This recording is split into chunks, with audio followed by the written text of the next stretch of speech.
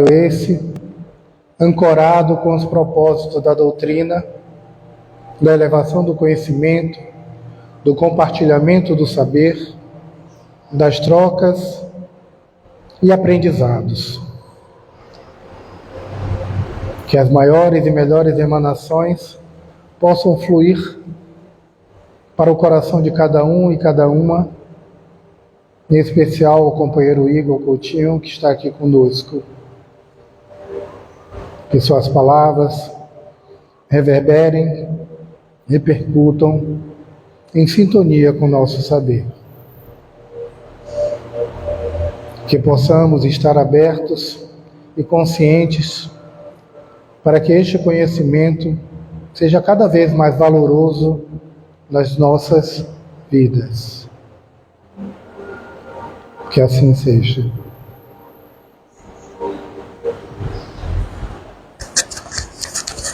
Por favor, companheiro.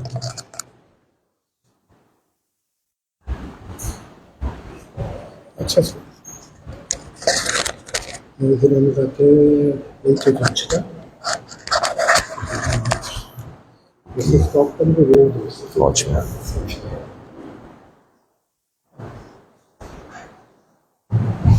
Boa noite, meus irmãos. Que a paz de Deus esteja em nossos corações, hoje e sempre. Primeiramente, agradecer por essa oportunidade de estar aqui, né? Recebendo essas energias maravilhosas que essa casa de oração traz. É sempre uma alegria. E aqui agora reiniciando, né? Nas atividades de segunda-feira, com uma primeira doutrinária das segundas. E traz uma reflexão muito importante, porque a cada virada de ano, a gente vai refletindo sobre nossas ações, né? Por mais que a gente não queira, em algum momento a gente vai pensar sobre isso. E o convite ao Evangelho é uma boa estratégia para a gente começar a planejar o que a gente precisa fazer, não é? Eu sempre entendo o Evangelho segundo o Espiritismo como um dos maiores norteadores da vida. Está ali, tudo que a gente precisa.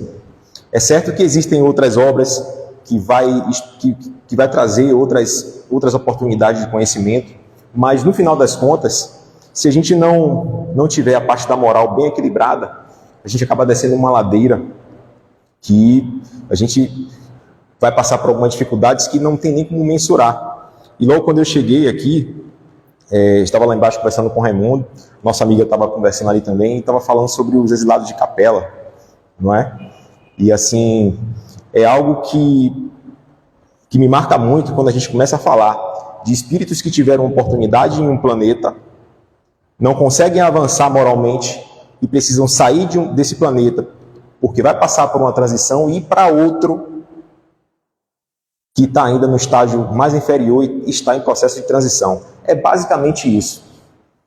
E nos encontramos hoje num planeta de provas e expiações, onde há muito tempo a gente já vai se falando aqui, né? Está mudando. Vai sair de provas e expiações e vai para a regeneração. As pessoas que não conseguirem se afinizarem com a nova frequência, com certeza vão passar por um processo de transição bem complicado, onde esse planeta não vai mais conseguir abrigar, mas você vai ter que ser convidado, né, a ir para um outro local, a um outro planeta, que esteja passando também por um processo de transição. Olha que coisa, isso me dá uma aflição. Vocês estavam conversando lá embaixo, e eu ficava pensando assim, meu Deus, imagine aí a gente voltar para um planeta onde não tem nada disso, não tem internet. Gente, não tem internet. Quem é que vive sem internet hoje? Não é verdade? Hoje a gente está falando para esse público e para esse público de cá que nós não temos ideia do tamanho da abrangência, fora a abrangência espiritual. Estou falando mais da questão do material mesmo, né? O celular, a luz, estão pensando? Ventilador, ar-condicionado, está um calor danado, não está? Tudo isso em um planeta que está em processo de transição de primitivo para provas e expiações, não vai ter, não. Isso me dá uma certa aflição. Mas onde é que está a chance de nós conseguirmos reverter esse processo? Está aqui, está no Evangelho, está na Boa Nova, está como é que eu posso dizer, nos ensinamentos que o Cristo nos trouxe. E é bem interessante, esse livro é fácil de encontrar em PDF, não é? E tem algumas situações que são colocadas assim, né? não há outra alternativa seguir Jesus ou atormentar-se. Olha que ele já começa a trazer essas duas opções. Ou você segue, ou você vai para a loucura. Vocês entendem o que é isso? Aquele que é espírita, aquele que iniciou o movimento, no movimento espírita, precisa ter ciência disso. Os espíritos dizem que é o cristianismo redivivo, né? É a ideia do Cristo novamente, o puro. É a proposta que o espiritismo nos dá. Então, não saiu do norte, certo? Mas na medida que você segue com os vícios, com as paixões, com o apego material, sem ter uma referência, a tendência é você se atormentar e atrapalhar muito, né? E aí começar a ter as relações ruins em casa, as relações ruins no trabalho, as relações ruins na faculdade, seja lá onde for, as relações ruins na própria casa espírita, isso pode acontecer também, não é verdade? E se você não tem esse foco naquilo que é colocado aqui como o propósito que o Cristo está trazendo, você acaba se atrapalhando no processo. E já nos atrapalhamos muito.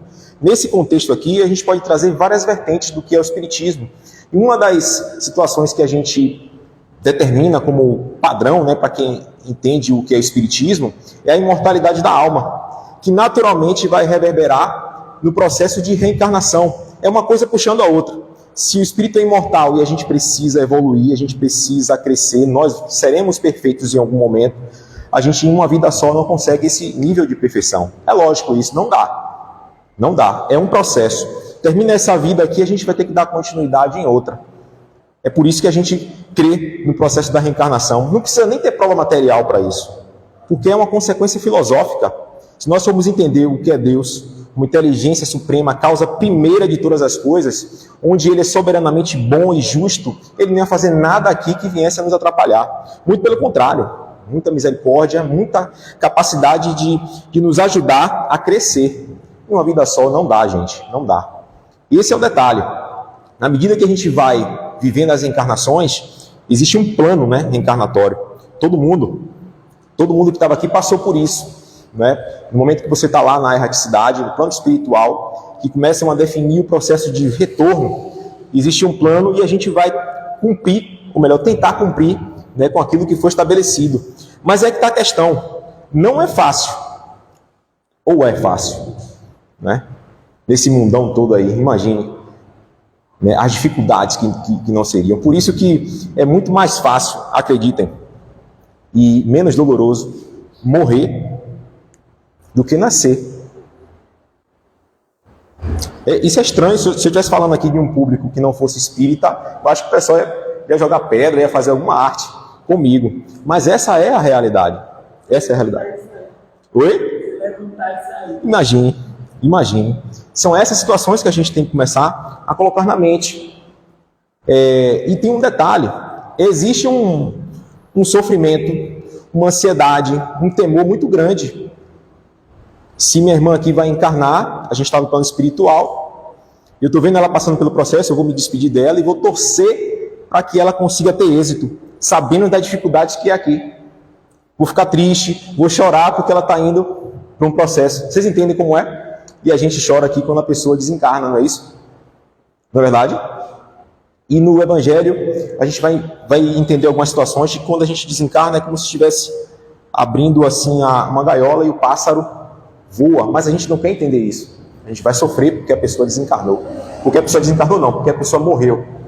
Quando a gente interpreta a ideia de desencarnar, aí a ideia já é outra. Mas eu não estou dizendo aqui que ninguém deve chorar. Não deve chorar, né? Porque eu já ouvi isso em alguns momentos. Espírita não pode chorar, não. Porque ele é espírita, porque ele conhece uma pessoa desencarnou, você vai chorar, vai sofrer no enterro. Existe isso? Já ouvi muito isso. E é um erro. Imagine você ter uma convivência com sua mãe desencarna lá com seus 80, 90 anos, e você, desde que se entende como gente, conhece aquela pessoa ali, você vai enterrar aquela pessoa, o corpo físico, né? E você não vai chorar? Não, você vai ter que sentir falta sim, vai sentir saudade, você vai ter que honrar tudo aquilo que você aprendeu. Essa que é a ideia, você pode chorar sim, e esse choro quando é um choro de saudade, quando é um choro de sentimento fraterno, o espírito que está desencarnado, ele sente aquilo e sente as energias boas daquela relação. Você entende? Isso que é bom. Agora, quando o choro é de remorso, quando o choro é algo que eu tinha que ter feito por você e não fiz, que seria a minha responsabilidade, você começa a sofrer com esses processos, aí sim, é muito doloroso. E eu desejo que ninguém chore aqui com essa ideia. Chore sim por lembranças positivas, boas. Está na hora, dá tempo ainda da gente se reconciliar, não dá? Dá tempo da gente fazer algo bom. Dá tempo da gente conseguir reverter esses entraves que a gente vai tendo aqui em nossas vidas. Tudo com o convite ao Evangelho. Tem um ponto bem interessante que ele coloca assim, ó, que diz assim, ó, a estrada, melhor, ao seu lado, a estrada estará nos mesmos pedregulhos, nas mesmas dificuldades.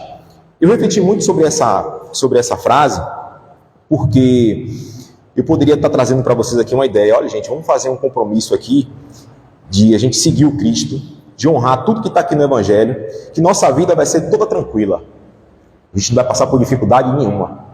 Se eu estivesse falando isso aqui agora, Raimundo, Lira, aqui todo mundo ia ser o primeiro a me tirar, me botar para fora daqui. Não é verdade? Porque eu estaria enganando vocês. Não é? Por outro lado, eu também não sou muito a favor da gente estar com aquele discurso que a gente precisa sofrer, olhe bem, sofrer para conseguir avançar. Ah, tem que sofrer mesmo, o sofrimento é necessário e tal. Isso é uma ideia que é um pouco equivocada, porque a gente acaba, como é que eu posso dizer, deixando de responsabilizar as pessoas que são de fato as donas da ação. Não é? Porque eu só vou sofrer se nas minhas ações forem negativas. Se eu fizer algo ruim para uma pessoa, aquilo vai voltar para mim em algum momento. Existe uma lei natural aí, que é uma lei de ação e reação, lei de causas e efeitos, que está para todo mundo. Então, o sofrimento que eu estou passando aqui, eu tenho que saber se é algo natural, se é algo do processo, se é algo que está relacionado à vida mesmo, ou se é algo que é provocado por mim mesmo. É uma reflexão que a gente precisa fazer. Inclusive, numa das reuniões lá no Jesus e a Fé e a Caridade, no centro onde eu faço parte, lá no São Caetano, a gente estava reunido em um grupo de estudo e estávamos refletindo sobre as causas anteriores das aflições. Ou melhor, você está passando por uma dificuldade aqui agora e a causa está lá em vidas anteriores. Não é? Aquilo que a gente não consegue explicar, a gente atribui ao passado. Por que você está dizendo isso, Igor? Porque eu tenho certeza que eu já tive vidas anteriores, tive problemas anteriores e aqui eu estou passando para poder conseguir me reajustar, certo? Aquilo que eu não consigo explicar aqui, eu olho para trás, mas eu não me lembro, né? Quando a gente encarna aqui, a gente tem um esquecimento parcial que eu não sei de fato o que aconteceu lá atrás. Isso é importante, muito importante, porque eu não posso entrar num processo de reencarnação sabendo de tudo de ruim que eu fiz lá atrás. Só ia me atrapalhar. Não ia ter psicólogo, psiquiatra que aguentasse a gente sabendo de todas as coisas que nós fizemos e viéssemos para aqui com toda aquela carga. Por isso que existe isso. A gente deve esquecer parcialmente para conseguir viver aqui e superar as coisas. Mas isso, como a gente estava conversando, está relacionado ao anterior. E as coisas que a gente faz aqui mesmo, já pararam para pensar? Já pararam para pensar? É uma reflexão muito importante. No final das contas, vai ter reencarnações que a gente vai ter aqui, que nós não vamos resgatar nada do que estava programado, porque a gente aprontou coisas nessa própria encarnação. É muito pessoal isso, cada um vai ter que trazer. Né? É uma situação simples. Se eu me aproveito para furtar alguém, para roubar alguém aqui nessa vida aqui mesmo, eu vou estar atrasando o meu processo. Não é verdade? Fazendo mal, agredindo, estuprando, matando. São coisas que todo mundo aqui é capaz de fazer ou até já fez. Mas Ingo, como é que você está dizendo isso?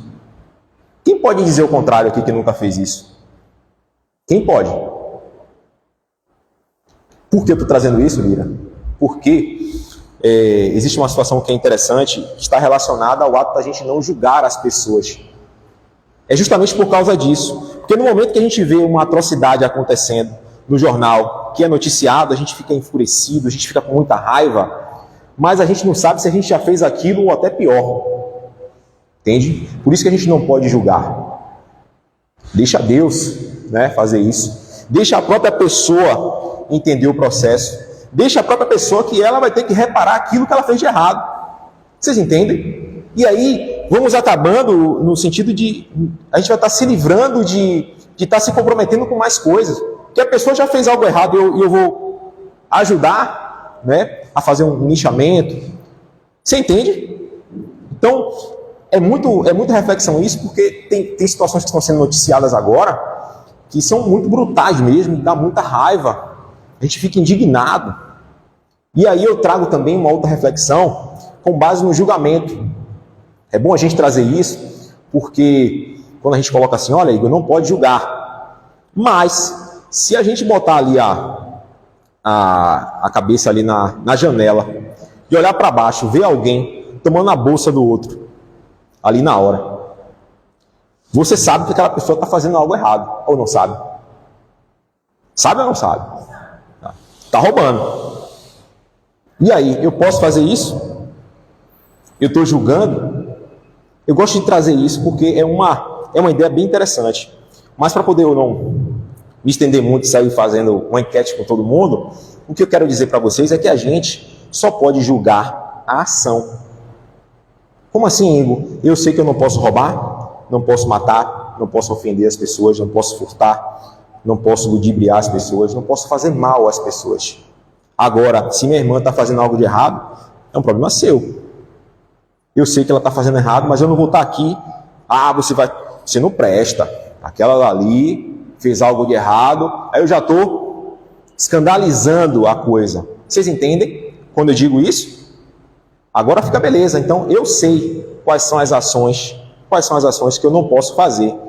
Ô Igor, e como é que eu vou definir as ações que eu não posso fazer? Como é que eu vou saber se está certo ou errado? Para a gente saber se o que está certo e o que está errado, dependemos de um nível de consciência. Na nossa consciência está lá. Mas vocês também vão concordar comigo que o que é certo para mim pode não ser certo para o senhor. Não é verdade? E a gente vai ver na rua a galera se divertindo, fazendo coisas mirabolantes. E eu vou dizer, não, aquilo ali está errado. Mas para a pessoa está certo. E como é que a gente vai definir se está certo ou se está errado? Qual é o parâmetro? Deixa eu ver se tem aqui. Tem que ter. Tem, não tem? Aqui. Olha ele aqui. Beleza? O Evangelho segundo o Espiritismo. Esse é o nosso norte. Aqui, se eu estudar isso aqui, se eu entender isso aqui, aí eu vou ter certeza se eu vou estar no caminho certo. Quem é que está lá? Jesus. E o detalhe é que se a gente abrir ali de forma aleatória, a chance de cair algo assim de perdoai os vossos inimigos, reconciliai-os, é muito grande. Porque a gente ainda se confronta muito. E isso atrasa bastante o nosso processo reencarnatório. São dicas que Jesus trouxe. E é verdade. No momento em que você entra em um entrave com um irmão, com um pai, com uma mãe, com um primo, com um amigo, não sei, isso vai te atrasando no processo e você vai se enchendo o coração ali de raiva, de sentimentos ruins que podem gerar até doenças, né? Porque isso vai somatizando. É bem interessante esse processo. Então você precisa perdoar, você precisa tolerar, você precisa ser indulgente, ter piedade, entender que seu irmão está no mesmo processo que você e você precisa crescer. Aí a coisa melhora. Imagine alguém fez alguma coisa de errado com você e essa pessoa, no mesmo ato, meu irmão, me perdoe, eu não tinha a intenção de te atrapalhar. Até a pessoa que estava cheia de ódio, ver uma pessoa nessa energia, é impossível de você agredi-la. Porque quebra, a energia de amor, ela quebra. E aí tem um caso bem interessante, para vocês terem uma ideia do que o remorso pode trazer. Isso, na última doutrinária de sábado lá no centro, o Nilson trouxe para a gente o exemplo de Chico Xavier. Ele tinha um cachorrinho, só que o cachorrinho parece que estava doente. E aí, uma das colaboradoras do centro que fazia parte, resolveu ajudar Chico e antecipou a morte do cachorro, sacrificando. Ela achou que tinha feito uma boa ação e Chico ficou magoado com aquilo. Ele não esperava que ela fizesse aquilo, ele ficou triste. Chico Xavier, ele ficou triste. Passou-se o tempo, Emmanuel veio até ele e pediu para ele resolver aquela situação, porque estava com uma mancha no cardíaco dele. Ele estava atrapalhando o trabalho. O trabalho de Chico é maravilhoso, né? Várias psicografias. Ele estava atrapalhando o trabalho porque ele tinha uma mágoa. Pense aí, gente. Agora, quando a gente ouve essa história, eu fico pensando, e as mágoas que eu venho colocando no meu coração por coisas menores ou piores do que essa, ou os estragos que a gente não faz no nosso corpo, não é verdade? Aí Chico, ele acabou presenteando essa criatura, não me lembro com que foi agora, mas no momento que ele presenteou, isso foi uma dica de Emmanuel, se não me engano, ela deu um abraço nele, naquele abraço se desfez.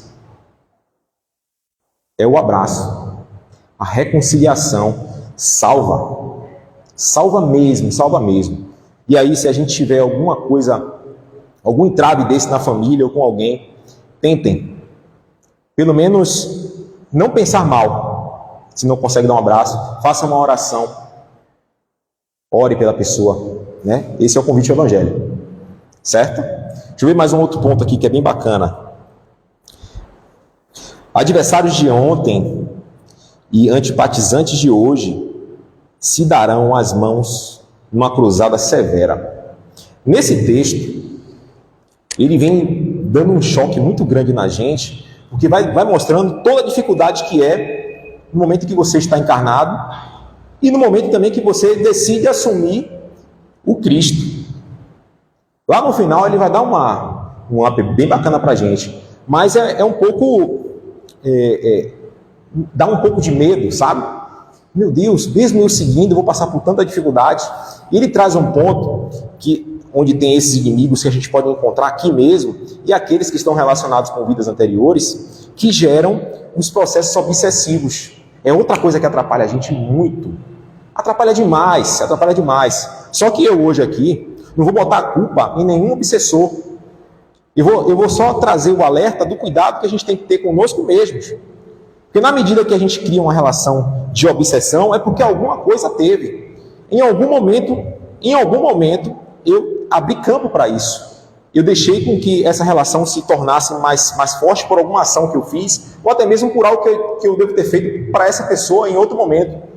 Agora imagine, eu acabei com a vida de minha irmã em uma encarnação, ela desencarna, eu estou aqui agora, ela me reconhece e vai me cobrar, me perseguir.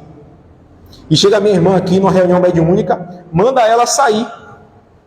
Pense aí. Ah, não, você tem que sair porque você está atrapalhando o Igor precisa dar a palestra dele. Olha que absurdo. Aí ela vai dizer, você sabe o que ele fez comigo? Vocês entendem? É falta de caridade. Nossa irmã tem uma ação dessa e diz assim, olha, esse espírito vai tirar ele porque você está atrapalhando. Não.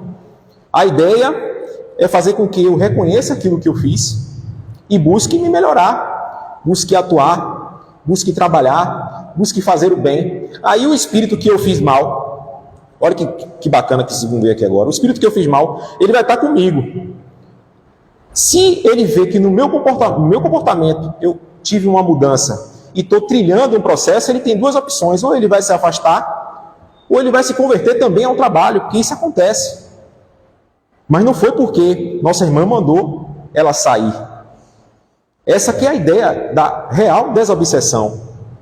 É falta de caridade mesmo. Eu chegar aqui e mandar um espírito sair porque está atrapalhando o outro. Não é assim não, gente.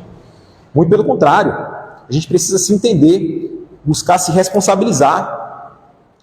Divaldo Franco tiveram vários obsessores aí no processo. Mas só conseguiram desvencilhar aquela situação toda na medida que ele começou a fazer o bem, começou a atuar. Não é verdade? Quem assistiu o filme de Divaldo aqui? Todo mundo já assistiu? Quem não assistiu, tem a oportunidade, assistam, que vocês vão ver no cinema, né? A coisa do filme é bem bacana, o modo como a gente vê, né? Ele traz algumas situações, no momento que ele vai trazer alguém que está na rua, e naquele momento era a mãe do espírito do qual ele tinha uma relação de obsessão. É muito interessante isso. É o trabalho, É a relação de amor que faz com que você saia do processo de desobsessão, né? Então, no convite ao Evangelho, tem esse parâmetro, né? E dá esses alertas, que a gente vai encontrar dificuldades, sim, nas relações. Deixa eu correr um pouquinho, senão não vai dar tempo. Vamos lá. Em Jesus, no entanto, encontrarás segurança e sustentação. Aí, como eu falei a vocês, no início do livro, já traz uma perspectiva que vai ser difícil, né? Que vai ter dificuldade. E agora começa a dar as munições do bem para a gente, não é? E diz assim: sem ele, experimentarás o vazio da soledade e o desespero da inutilidade. É para a gente encontrar um propósito. Porque quando a gente não tem essa base, realmente a gente vai sentir tudo isso. Tudo isso. E tem 2 pontos que são bem complicados, que está muito comum hoje. Isso eu assisti numa palestra muito bacana sobre comunicação não violenta. E o palestrante estava trazendo um movimento assim, né? Ele dizia assim: quando a gente se preocupa muito, né, com o passado, e onde esse passado interfere na nossa vida, gera a depressão. Quando é o futuro que nos atrapalha, que nos deixa irritados, que a gente não sabe o que vai acontecer, gera a ansiedade. São 2 extremos que é muito comum hoje, né? A pessoa sempre falou que a doença do século seria uma doença psicológica. E é uma coisa muito fácil da gente estar vivendo isso agora, ou futuramente a gente viver. E uma das bases que a gente precisa fortalecer seria essa mesmo, né? A ideia do que está no Evangelho, das lições, dos propósitos da gente estar aqui encarnado, da vida futura que está lá escrito no Evangelho também, para a gente buscar entender, para a gente conseguir viver nesse intermédio aí, onde ele coloca o passado e o futuro, tem um momento, que é o presente, que é o que estamos vivendo aqui agora, que é ele que vai fazer diferença. E a gente sabe o quanto o passado influencia em nossas vidas, é muito. Aliás, no perispírito, que é uma das composições que a gente tem, né, enquanto encarnado, o perispírito tem essa capacidade de armazenar, né, as informações, de registrar tudo, tudo. Todas as coisas estão lá. Então, tudo que você fizer de bom vai somar de igual maneira. Aquilo que não for positivo, ele também vai abater ali e vai dar uma carga negativa para o processo. Então, esses fatores, eles vão se relacionar, né? Aquilo que eu descrevi no passado, eu preciso reajustar aqui para, no futuro, eu ter uma vida melhor. E aí você consegue ter o equilíbrio das situações, né? Vocês vão ver, gente, muita gente passando por isso. Eu aconselho bastante o atendimento fraterno, né? Nas casas espíritas a gente consegue isso. Aqui vai reativar a Câmara de Passe, não é isso? Que é em dia de sábado, é muito bacana. A gente vem na semana inteira, né, na labuta, na dificuldade, misturando com vários tipos de energias. É bom a gente ter um dia na semana para poder tomar um passe, para a gente refletir, para a gente ser um pouco beneficiado, né, para a gente dispersar um pouco das energias que são mais densas. Já que a gente entende isso, é bom a gente utilizar, não é verdade? Busquem também a terapia. Não é? Em algum momento na minha vida no espiritismo eu já ouvi que espírita não precisa de terapia. Já ouvi isso. Eu já ouvi isso. E isso foi um dos maiores absurdos que eu hoje, com a minha consciência que eu tenho, né, eu falei assim, não é possível que eu ouvi isso de pessoas, mas espero que eles também tenham evoluído para isso, né?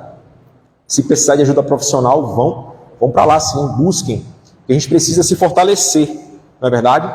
E eu trouxe esse tópico porque tem um momento que a gente viveu, né, e que foi até tratado aqui, que foi o período da pandemia. O período da pandemia foi um teste de fogo para muita gente, né? Aqueles que não tiveram um mínimo de base surtaram muito rápido, né? O fato da gente ficar fechado, né, para aqueles que podiam ficar, para aqueles que tinham que trabalhar de qualquer maneira, para aqueles que tinham comércio e tinham que fechar o comércio, mas se não tivesse aquilo, não tinha como sobreviver. Para o pessoal da cultura, que trabalhava só com arte e teve que parar. Gente, foi difícil para todo mundo. Foi muito, muito difícil. A gente não poder abraçar as pessoas que a gente ama, né? E eu sempre falava assim, gente, Graças a Deus, pelo menos no movimento espírita, a gente sabe se abraçar. E eu vou sentir falta dos abraços que eu dava, não daqueles que eu não dei. Entende? Pelo menos a gente teve essa vantagem. Mas fez muita falta mesmo. Se nós não tivéssemos a base que a gente foi treinado para exercer, entraríamos numa furada também, né? Eu vi vários relacionamentos se desfazerem, eu vi pessoas também que tiveram a chance de ter contato com o filho que não tinha, e aí teve os entraves também. Foi muita coisa que a pandemia trouxe, né? Eu não gosto de dizer assim, a bendita pandemia que trouxe isso, não, porque a pandemia foi uma condição que a própria humanidade trilhou, né? Cada um teve a sua parcela de contribuição. Ele refletia o nível de energia que o planeta tinha e vai gerando isso. E eu não me surpreendo se a gente enfrentar outras coisas semelhantes, se nós não mudarmos esse processo. Porque num processo de transição, a mudança ela precisa ser coletiva. A gente vai encontrar isso em todas as ações. Na pandemia, a gente precisou de uma ação coletiva para poder fazer com que o vírus não se disseminasse com mais velocidade. Então, a ação era de todo mundo. Quando eu estava vendo a questão da época do mosquito da dengue, da chikungunya, era ação coletiva também, porque se na minha casa eu cuidasse para não ter água parada, aliás, num prédio inteiro, de 40 apartamentos, todo mundo fizesse sua parte, apenas um não fizesse, o mosquito ia se proliferar e ia pegar todo mundo. Eu me recordo de um momento que a gente esteve aqui em Salvador, principalmente nos nossos bairros aqui, São Caetano, né, São Martins, que começava a chover e aí estava inundando tudo. E aí o pessoal estava falando, não, é porque a gente está jogando lixo nos bueiros, aí fica complicado dar vazão da água. O jogar de lixo na rua também é uma ação coletiva. Se uma pessoa só fizer e o restante não, vai dar problema na frente. Então essa é a característica do processo de transição. São ações coletivas. Todo mundo precisa fazer sua parte. Serão encaminhados, já tem até espíritos aqui, evoluídos o suficiente para poder ajudar no processo de transição. Mas a gente precisa aprender com eles. A gente precisa seguir, a gente precisa dar espaço para esses espíritos chegarem, começarem a trabalhar e a gente entrar na mesma frequência.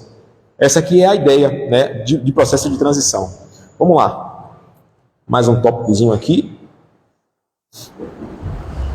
Uma outra situação que ele pede para a gente se despojar das indumentárias, das ambições terrenas. E esse que é um ponto, né, que é complicado para a gente saber administrar os bens materiais, né? A matéria por si só, ela não faz nada. Somos nós que damos valor a ela. E precisamos dela. Nesse processo de composição que a gente está aqui, a matéria está aqui presente. Aliás, no mundo é isso, né? Você tem Deus, e aí vão gerar dois fatores, o espírito e a matéria. Eles vão se relacionar para poder dar a condição da gente estar aqui hoje. Então não é a matéria que é o problema, é o modo como a gente está atuando com relação a isso. Os valores que a gente dá, né? A gente precisa assim, de conforto, a gente precisa ter uma estrutura dessa para nos atender, é bacana, uma cadeira legal, a gente precisa ter internet, precisa ter um computador, precisa ter um celular, mas isso aqui não é o principal. É um carro importado. Ah, eu tenho que ter esse carro importado e você não tem amor dentro de casa? Não vale. Ter a melhor casa do mundo e não ter pessoas que possam compartilhar de um dia bacana porque você não tem amigos, não faz sentido algum. Não faz sentido algum, e eu não tenho medo nenhum em dizer isso, que dinheiro não traz felicidade. Pode ser até um clichê a gente estar falando isso, mas é a mais pura verdade. Porque a gente encontra muitos problemas das pessoas que têm condição financeira, né, mas não pode confiar em ninguém. Eu não queria viver assim, não.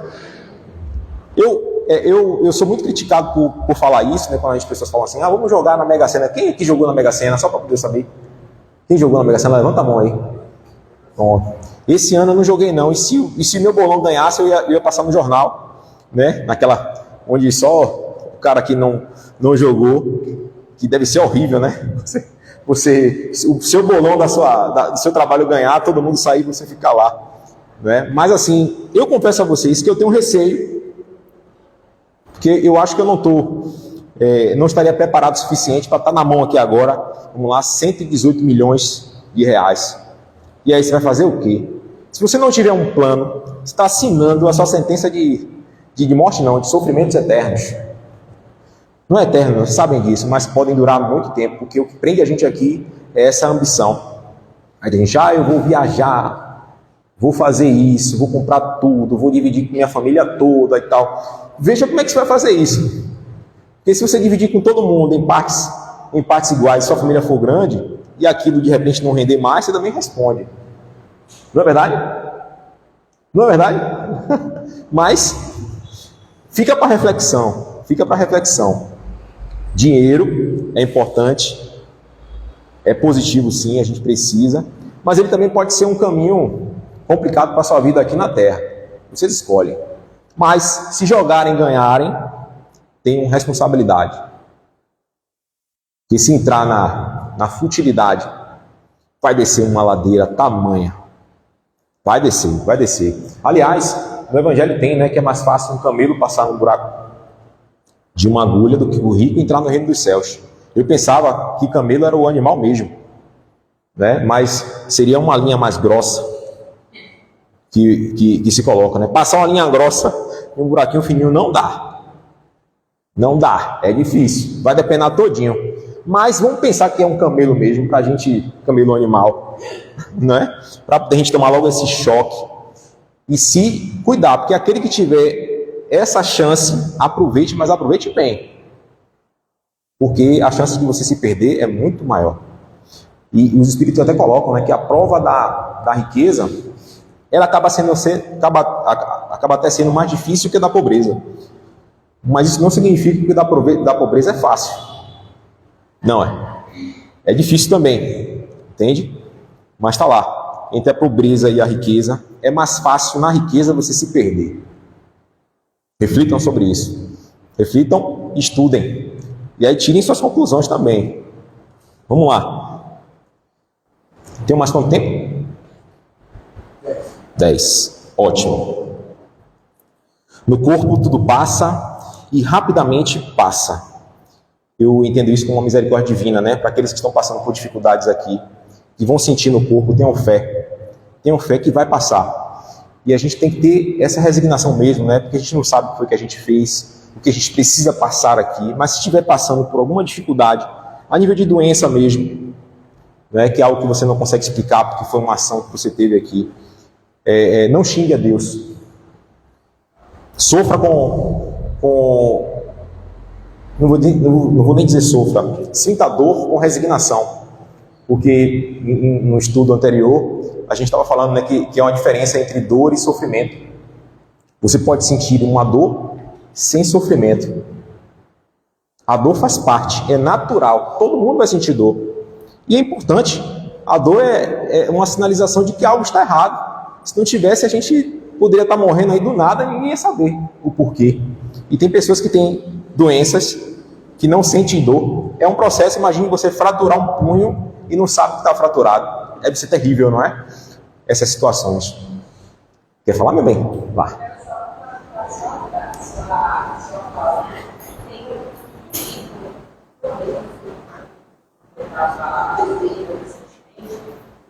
Justamente sobre isso, o processo da dor, mas não só da dor, mas qual a situação que você está passando. Quer dizer, é necessário a gente passar por isso. Por mais que eu Deus reclame, é necessário para que a gente consiga compreender alguns processos e aprender para isso a gente começar a evoluir. Perfeito. É você buscar ensinamento no processo que você está passando. Não é isso? Essa que é a ideia. Eu já tive alguns probleminhas. Eu tenho problema de cálculos renais.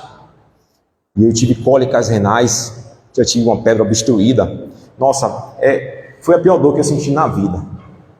Mas eu orei muito, eu ficava ali segurando a minha dor. Quando eu pedi a Deus resignação. Mas eu tentei e eu acho que eu consegui.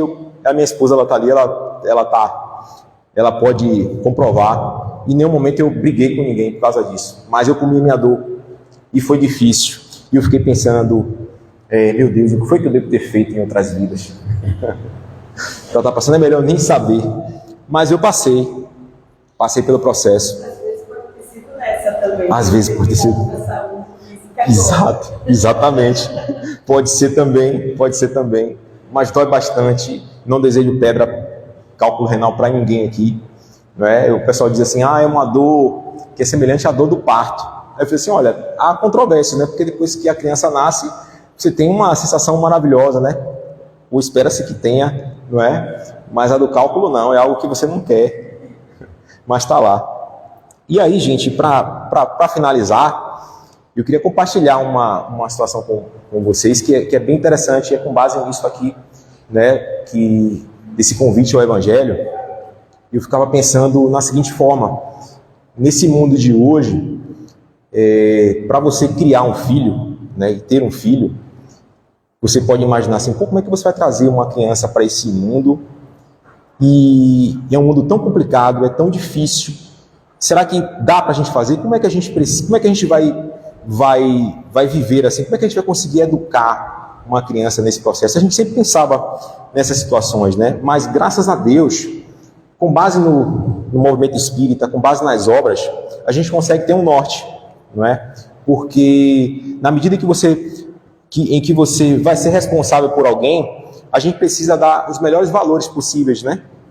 Para essa criança, para esse ser que vai vir, né? Porque é uma situação em que você vai estar sendo confrontado com vários outros processos que estão ao seu redor, e você vai ter que saber escolher o momento certo de atuar, né? E uma coisa que acontece, assim, que eu vejo muitos pais fazendo assim, eu vou dar tudo que eu não tive, né? Sempre alguém já ouviu isso, né? E todas as pessoas que eu vi falando isso, sempre deu muito problema, que eu acompanhei os processos. Então, será que a receita do bolo é essa, eu dar tudo aquilo que eu não tive? Vocês entendem? Ou dar aquilo que for necessário para o seu crescimento? Eu acho que essa que deve ser a chave do processo, né? E o interessante é que lá no finalzinho de outubro, né, do ano passado, eu tive uma das melhores notícias que eu tive na minha vida, né? Minha esposa está grávida e assim, eu vou ser pai e eu não esperava ainda que isso iria acontecer, né? Aquela situação, já tem um tempinho de casado com ela, a gente vai fazer 10 anos de casado e assim, a gente tentou antes e não conseguiu, e eu ficava, meu Deus, será que vai acontecer ou não vai? Ou será que não é agora? A gente começa a misturar as coisas. E o interessante é que quando eu conheci ela, um ano depois, eu tive um sonho com meu filho. Mas foi há muito tempo, porque eu conheço ela desde 2002. A gente vai fazer mais de 20 anos que a gente se relaciona. E assim, naquele período, lá em 2003, 2004, eu tive esse sonho, saindo numa trilha com o tio dela. E essa criança estava no meu ombro, me abraçava muito e me dizia que me amava. E eu ficava imaginando, era meu filho. E aí ele não veio. Um período eu ficava até questionando, será que vai vir? Será que não vai vir? E agora ele está aí, né? Com previsão de parto em junho. Vai nascer no São João, né?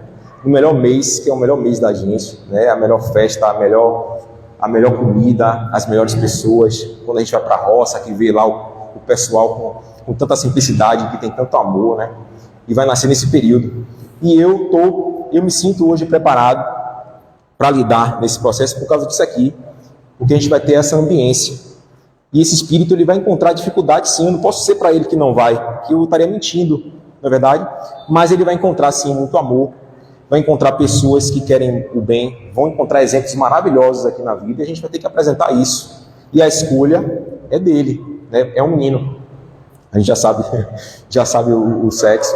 A escolha será dele nesse processo, né? E aqui a gente vai estar aqui nesse movimento. Vou apresentar ele naturalmente no movimento espírita, né? Espero que ele aceite. Não adianta também a gente forçar uma coisa, não é verdade? Mas as referências ele vai ter sim, né? E eu estou muito feliz por isso. Gostaria de compartilhar com vocês essa energia maravilhosa nessa primeira segunda-feira aqui de retorno, né, às atividades, certo? Então, gente, fica aqui as minhas saudações, né? Espero que vocês também se sintam abraçados e com essa energia maravilhosa. Passa a palavra. Obrigado. Obrigado.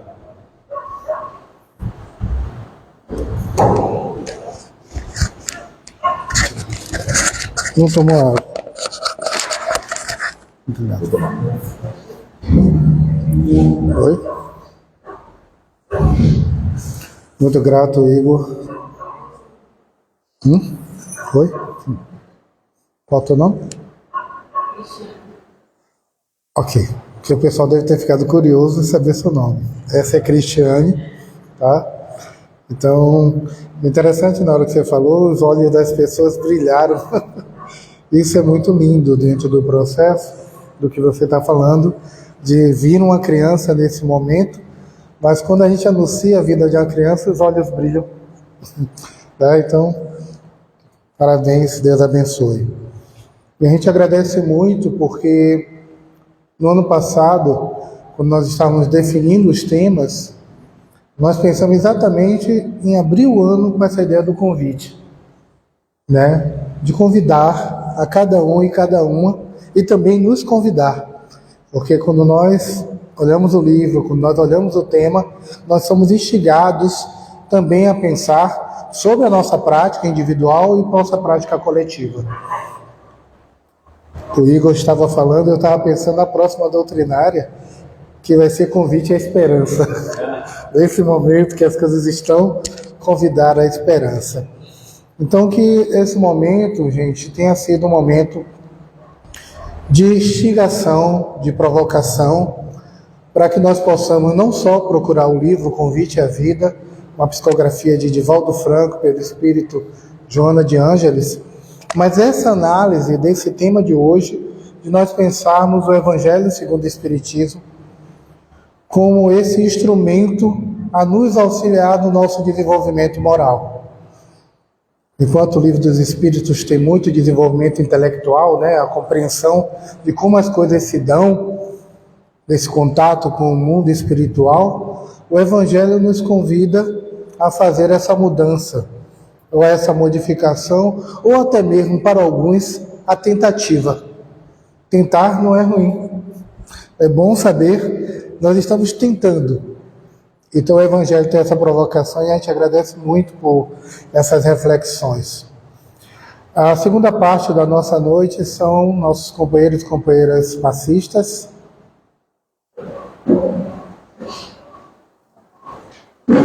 O passe hoje vai ser coletivo, tá certo?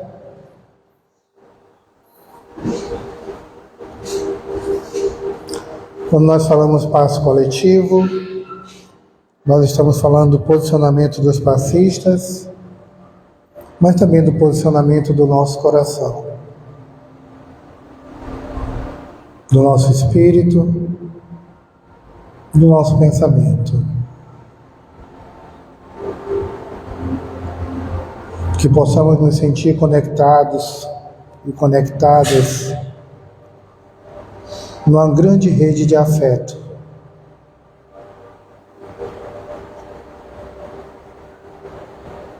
Afetos que nos conectam, nos estimulam e vamos sentindo como fazemos parte de uma outra rede muito maior.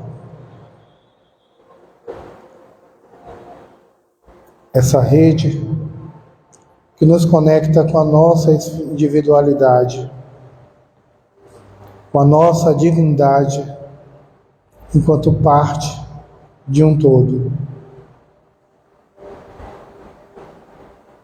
Que possamos sentir profundamente essas emanações e a cada respiração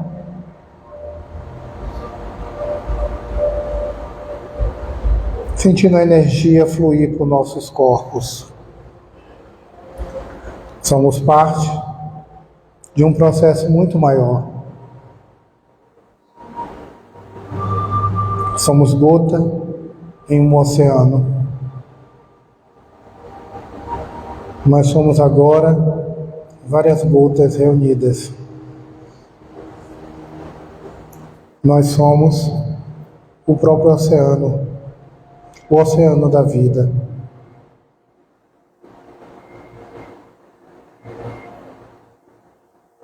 Que possamos sentir fluir toda a essência da vida em nós. Que pensemos amorosamente em todas as pessoas que estão à nossa volta e que emanemos essa energia para cada um e cada uma delas. Assim, conectados nessa rede, assim, nos sentindo o oceano, nós vamos nos sentindo gratos de fazer parte da existência. Somos a existência. E que possamos fluir cada vez mais nesse senso de amor e de pertencimento. Que assim seja. E cada um e cada uma possa retornar ao seu lar, possa voltar aos seus, levando cada vez mais essa energia de amor. Uma boa noite, vão em paz, Senhor vos acompanhe. Tu ajuda na bandeja, lá atrás?